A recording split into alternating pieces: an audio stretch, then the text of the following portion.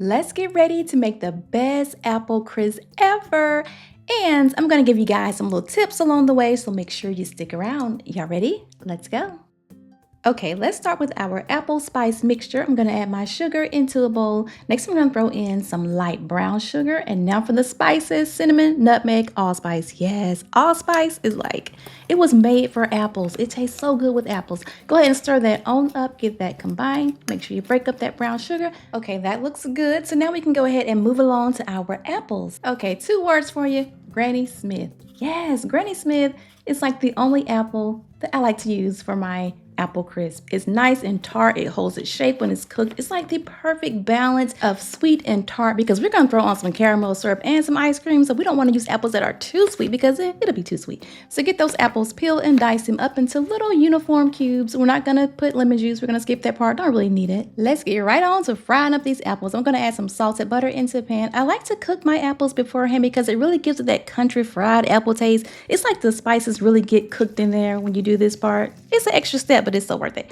All right, we're gonna brown this butter up. So go ahead and melt it. It's gonna start foaming up, and then it's gonna start having like a really buttery, nutty aroma. It's gonna get dark golden. You're gonna have like little brown bits in the bottom of the pan. Yep, that's when it's ready. So go ahead and just dump your apples right into that brown butter and just toss them around a little bit just to get everything coated. This brown butter is everything when it comes to this apple crisp. It makes it taste so good. Okay, so now I'm gonna add in my little spice mixture here, dump that in, toss it all around. We're gonna cook this just until the apples are nice and tender. They're gonna release some juice, okay? Now, I don't like a very liquidy apple crisp, so I'm gonna add in just a little bit of cornstarch and water just to kind of thicken it up. You don't have to add a lot. If you end up adding too much, it's gonna be like super, super thick, and you can just add in like some little apple cider or something to kind of thin it out. But this is perfect. This is how I like mine to look. Yep, just like that. Perfect. Okay, so I'm gonna go ahead and just dump this right into my little casserole dish. I got it nice and buttered up. Dump that right on in.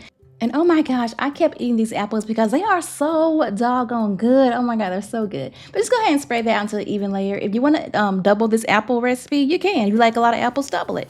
Okay, to make the crisp, I'm going to add in my oats to a bowl. I'm using quick oats and old-fashioned oats. Throw in some flour, throw in some brown sugar, and some spices, of course. Gotta have those spices. We're gonna mix this all around, get it combined. Now, I like to use both the quick cooking oats and the old-fashioned oats because it's the texture thing for me. I think it creates the best crumb topping when you have those 2 oats in there, but you can use one or the other. Next, I'm gonna add in some salted butter. That salted butter in this recipe is just everything. So if you're gonna use unsalted butter, add some salt now. Gotta have that salt. Now, using your hands is the easiest way to combine this butter with this topping. Now, you see how there's no flour left in the bottom? That's what you want. You don't want any flour or sugar left on the bottom. Now, go ahead and just sprinkle this evenly over the top, just like that. It was smelling so doggone good, you guys. Just this topping alone was smelling good. It's crazy. We're gonna bake this 350 for about 20 to 30 minutes. When it comes out, let it cool for about 15 minutes, and now you're done.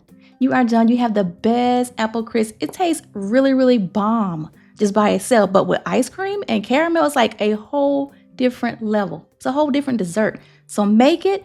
Let me know how you guys like it because we love this in my house. It never lasts long at all. Thank you guys so much for watching. And don't forget to check out my other videos. Later.